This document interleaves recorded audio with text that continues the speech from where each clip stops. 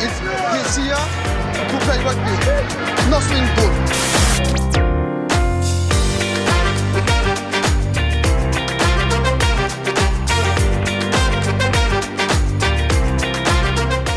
Bonjour à tous et bienvenue dans cet épisode débrief du Hurrah Rugby. On va parler de la dernière journée de poule des Champions Cup, du tableau à venir pour les phases finales et de certaines actualités, notamment des actualités pas très cool pour un joueur de l'équipe de France.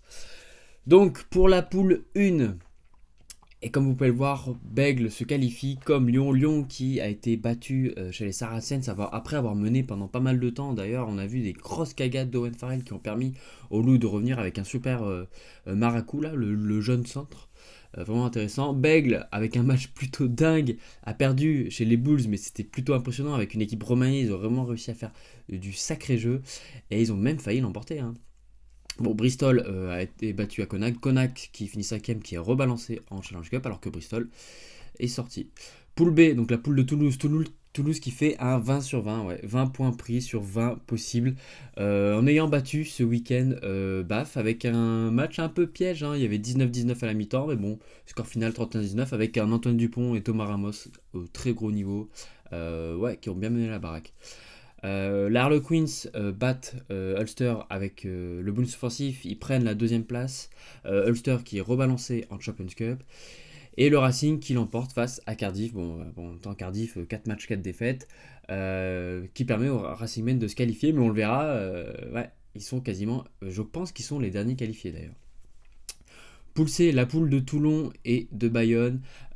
Du coup, Bayonne qui l'emporte hier soir, donc avec le bonus offensif face à Exeter, donc un super match. Il y a eu la blinde de carton, mais c'était un super match. Toulon, avec une équipe complètement bizarre, perd à Glasgow, 29-5. Ils n'ont pas vraiment existé pendant le match. Ça fait un peu peur quand même, parce que je crois que avec les matchs de top 14, sur les 7 derniers matchs, ils sont à 5 ou 6 défaites. Ça va être chaud, alors qu'ils avaient enchaîné pas mal de victoires sur la fin mois de novembre et tout. Compliqué là en ce moment.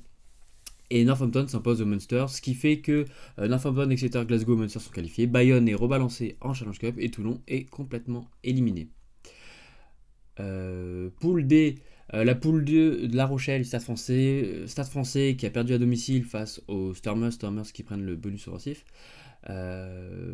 Qui fait que les Stormers se retrouvent devant La Rochelle. La Rochelle qui finalement, en battant Sale à l'extérieur avec le bonus offensif, passe devant Leicester, ce qui est pas trop mal en fait pour tirer un meilleur tableau.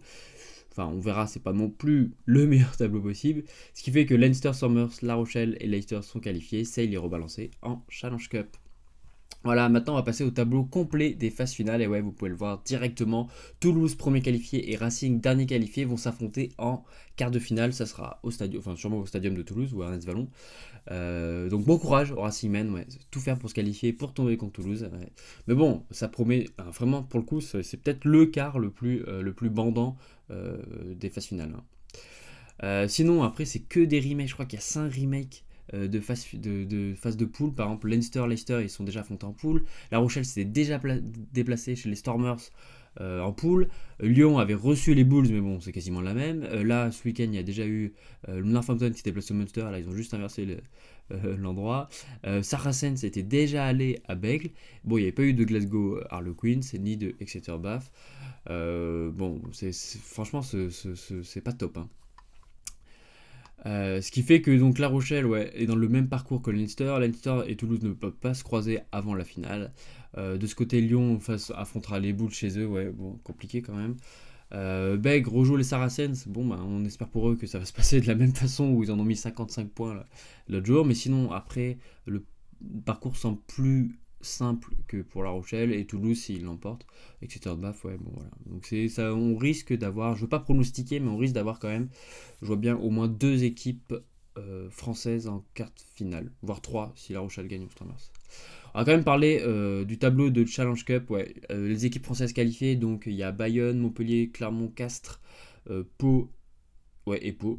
Et on voit donc qu'il y a les équipes qui viennent de Champions Cup, comme Sale, Connacht ou l'Ulster. Donc Montpellier recevra l'Ulster, Clermont les Cheetahs, une équipe sud-africaine. Bayonne se déplacera à Édimbourg, Castres à Gloucester. Ça aussi c'est un remake de match, parce que ce week-end il y avait déjà Castres qui se déplaçait à Gloucester. Et Pau face au Connacht. Donc il y a des parcours assez intéressants. Il a du bon niveau dès là, c'est plutôt pas mal.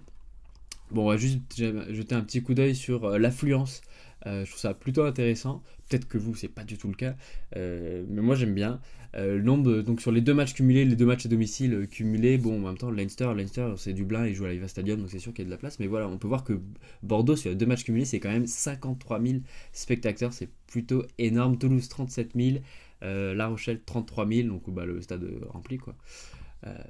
C'est plutôt impressionnant et on voit donc voilà tout ça et même pour la Challenge Cup on voit Clermont par exemple qui fait 28 000 qui se place quand même vachement haut quasiment 9e ouais, quasiment dans le top 10 par rapport à la, à la Champions Cup et si on regarde un peu le truc qui déprime un peu par exemple les Lions même pas 6 000 spectateurs, les Cheetahs 12 000 alors que c'est des stades immenses hein. J'avais vu passer sur Twitter les ratios de remplissage, et en fait, il y avait même le ratio le plus bas.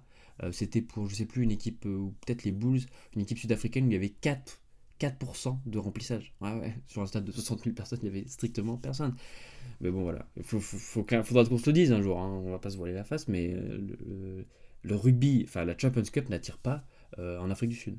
Pourtant, le rugby de l'équipe nationale remplit tous les stades à chaque fois. Hein. Bon, voilà. Bon, on va passer aux dernières infos transferts. Ouais, on en avait parlé, mais bon, Joe Schmidt, l'ancien coach donc de l'Irlande, de Clermont, et qui était coach des lignes arrières des All Blacks pendant la dernière Coupe du Monde, va être sélectionneur de l'Australie. Je pense que c'est clairement une bonne pioche, mais mec, t'as du boulot. Kieran Brooks, là, le pilier droit de Toulon, est en partance pour Perpignan. Ce qu'on apprend d'autre, c'est que le Loup a signé un pilier droit donc des Highlanders Otago. Highlanders, c'est un peu la plus mauvaise équipe. C'est là où jouait Aaron Smith, enfin jouait parce que maintenant il est parti au Japon. C'est un peu la plus mauvaise équipe néo-zélandaise des dernières années là, du Super Rugby. Mais bon, il n'empêche que c'est peut-être un super joueur. Ils ont trouvé aussi un joker médical pour numéro 9, donc Joe Powell.